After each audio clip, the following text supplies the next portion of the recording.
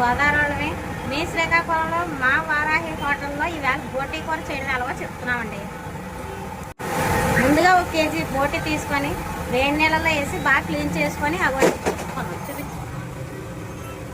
తర్వాత కేజీ బోటీకి 150 గ్రాములు ఉల్లిపాయ ముక్కలు, ఒక 100 గ్రాములు ఉల్లిపాయ ముద్ద, ఒక 100 గ్రాములు ఆధార్ ఆయిల్ అండి,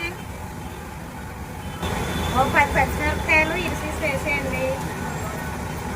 వేసాక ఒక 10 నిమిషాలు మొత్తం యాగనిద్దామండి.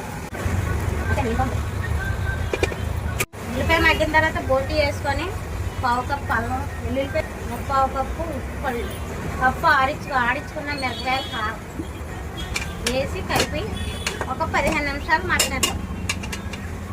ఇలా దగ్గరగా మగ్గిన తర్వాత తగినన్ని నీళ్ళు వేసి